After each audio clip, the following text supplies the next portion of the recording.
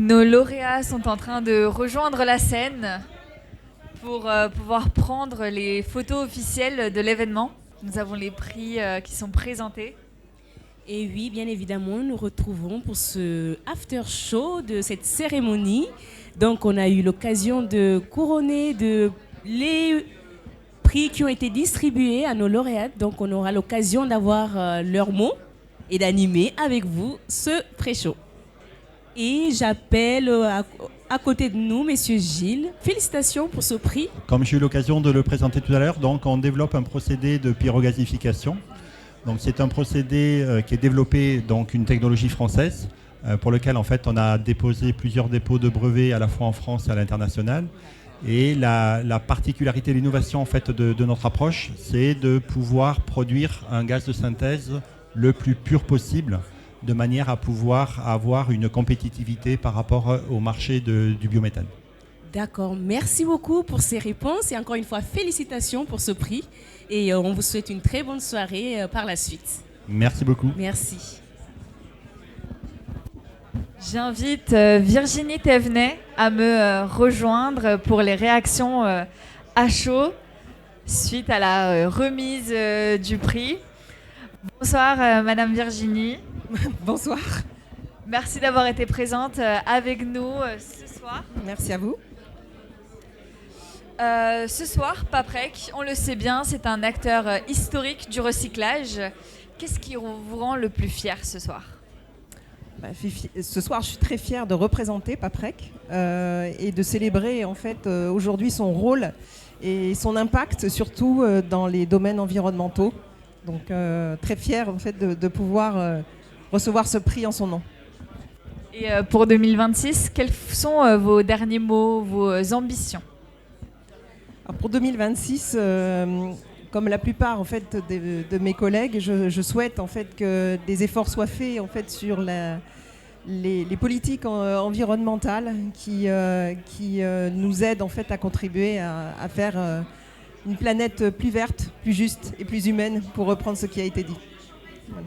Merci beaucoup Madame Thévenet. Merci et encore félicitations pour le prix. Parfait. Bonsoir madame. Félicitations pour ce prix. Bonsoir. Bonsoir. Alors, nous avons une première question pour vous. Absolument. Alors, nous savons que ce prix met à l'honneur l'emploi et les compétences. Absolument. Et on aimerait savoir comment travaillez-vous ce volet chez Verso Énergie. Comment, pardon, Comment vous travaillez ce volet-là? Ah, le volet de... Ah bah là. Alors, sur l'emploi, c'est déjà... Bon, en tant qu'RH, forcément, on est tourné vers l'humain. Donc, l'idée, c'est quand même de mettre en avant nos talents. De mettre en avant, voilà, alors beaucoup parlent de ressources, moi je préfère parler de talents parce que voilà, et de gens qui contribuent au quotidien au développement de l'entreprise, que ce soit sur Paris ou de façon plus locale. Voilà, je pense que l'important c'est de motiver les équipes, voilà, d'avoir un projet commun, ce qu'on a avec Verso Énergie, et puis d'avoir de belles réussites. Voilà, c'est un trophée, c'est Innovation Fund, c'est voilà, plein de choses qui arrivent enfin au bout de quelques années. Voilà, c'est la réalisation des projets qui sortent de terre, les premières pierres, etc. C'est une très belle... C'est une très belle manière de voir les choses. Voilà. Et concernant notre deuxième question, c'est de savoir quel profil ou métier recrutez-vous actuellement pour accompagner vos projets. Alors, on a recruté beaucoup en 2025. D'accord. Beaucoup, entre fin 2024 et 2025, puisqu'on a recruté presque 30 CDI. Là, on continue, en effet, sur des projets qui vont bientôt voir le jour. Donc, on continue à recruter des chefs de projet, principalement sur le PV. Mais là, voilà, avec l'actualité qui évolue aussi, avec nos différents projets qui sortent sur les usines de carburant de synthèse, on va certainement aussi à un moment donné commencer à mettre nos énergies ailleurs. Voilà. Okay. Et si vous auriez un message à donner à ces personnes-là qui aimeraient rejoindre vos équipes, écoutez, alors les offres sont postées sur le site. Mais il ne faut pas hésiter non plus, parce que bien évidemment les offres sont sur le site, mais il ne faut pas hésiter à prendre contact directement avec les opérationnels, avec les gens qui travaillent déjà chez Verso Énergie. Je pense que c'est un bon moyen aussi. Alors Bien LinkedIn permet souvent de rentrer en contact, et on a recruté, voilà, que ce soit des CDD, des CDI ou des stagiaires également par ce biais, qui ont contacté directement les personnes qui travaillent chez Verso. C'est ça. Et c'est vrai que ça permet de créer tout de suite un lien et de démontrer un certain intérêt. Mais bon, voilà. Tout le monde est bienvenu en termes de compétences, y compris les personnes qui veulent se reconvertir Très bien. Donc, comme vous l'avez dans les entendu, énergies renouvelables. les candidatures sont ouvertes. N'hésitez pas à envoyer Absolument. vos CV par LinkedIn ou même des candidatures spontanées. Voilà. Et puis Ils surtout, ont voilà, l'occasion. contactez les opérationnels, les gens qui travaillent chez Verso. N'hésitez pas, au contraire. Moi, je préfère le lien humain. Donc, ça, voilà, plutôt exactement. que d'envoyer une candidature, poussez un peu les portes. C'est ça. Merci beaucoup Isabelle. Merci à vous. Encore une fois, félicitations pour ce prix. Merci à Boréa. Merci Bonne à toutes soirée, les équipes. merci. Bonne soirée. Bonsoir Madame Lossier. Bonsoir. Merci d'avoir été présente ce soir avec nous, à nos côtés. C'est un honneur pour moi, c'est moi qui vous remercie. Ce prix de l'excellence que vous avez gagné ce soir, qu'est-ce qu'il représente pour vous ? Ce prix de l'excellence, il salue avant tout la carrière professionnelle de mon père qui, en 1971, a créé la structure MADIC avec du matériel de distribution de carburant et qui, au cours des 55 dernières années, a su faire évoluer le groupe vers les énergies renouvelables pour une mobilité décarbonée et un avenir plus vert.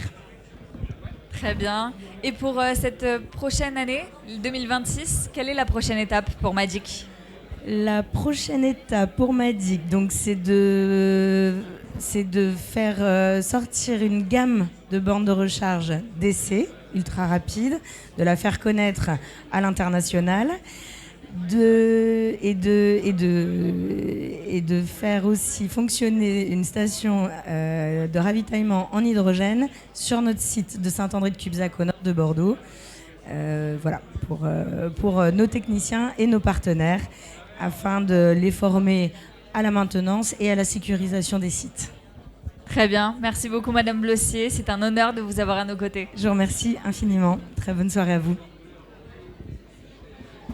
Et pour clôturer cet after show des Boréa Green Awards, j'invite Monsieur Gaz Rouchkov à me rejoindre sur scène.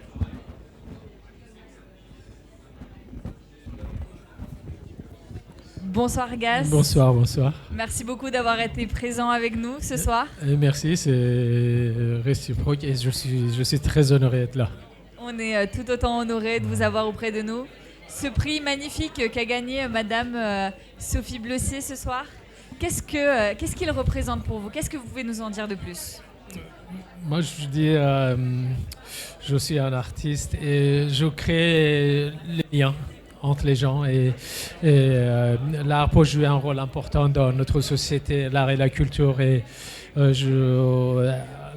pour moi, un pays est plus puissant, qui a plus d'éducation. Il faut investir sur l'éducation pour que nos enfants vivent dans un monde meilleur et avoir un regard vers l'avenir.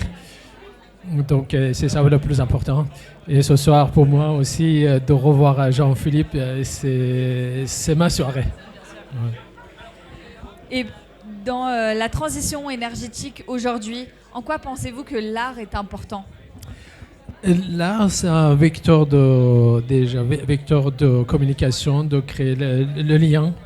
L'art où il y a des tensions énergétiques, politiques et géographiques pour jouer un rôle important. Et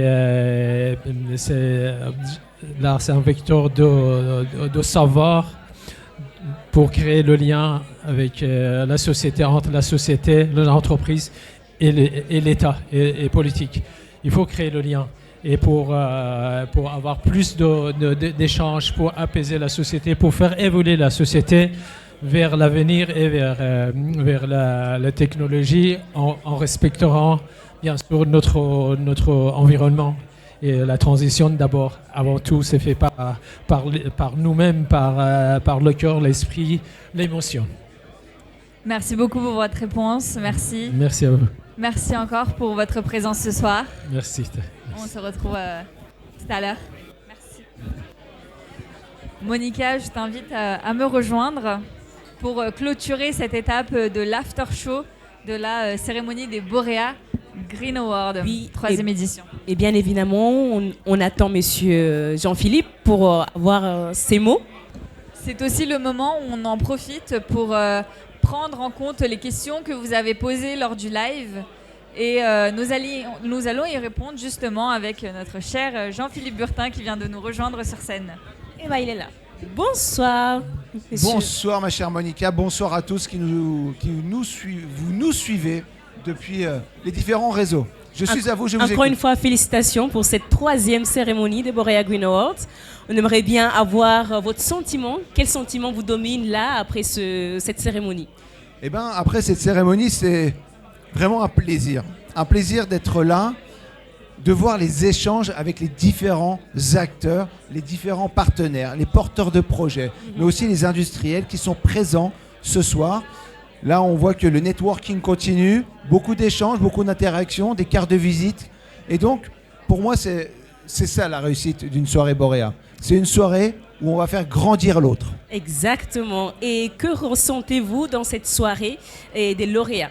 Que retenez-vous? Exact, voilà, c'est ça. Eh bien, les lauréats, je suis ravi parce qu'on peut remarquer que ces lauréats, ce sont des entreprises où il y a eu beaucoup d'innovation, mais aussi beaucoup d'audace. Et l'audace, pour moi, c'est ce qui fait la réussite d'un projet. Et dans les territoires, on a quand même récompensé 2 sociétés de la région bordelaise. Donc cela montre bien que la transition énergétique, l'industrie bas carbone de demain, se fera aussi dans les territoires. Et enfin, vous avez annoncé la prochaine édition des Borea Green Awards. Alors, un avant-goût? Eh bien, la 4e édition, la 4e cérémonie des Borea Green Awards se fera le 5 novembre 2026 au sein de ces magnifiques locaux, de ce château, l'hôtel Blémont, à Paris, le 5 novembre 2026, où là, on va remettre à l'honneur des entreprises, des acteurs, des personnes qui ont envie et qui ont un impact positif pour l'industrie bas carbone en France.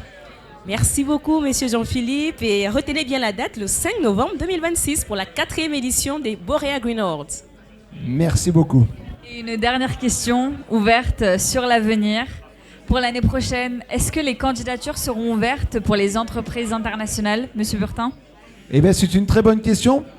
Oui, je vous le dis, il y aura un prix sur l'international. Car aujourd'hui, les énergies d'avenir sont des énergies transfrontalières. Que ce soit en Europe, dans l'Europe de l'Est, que ce soit en Afrique, que ce soit en Amérique et en Asie.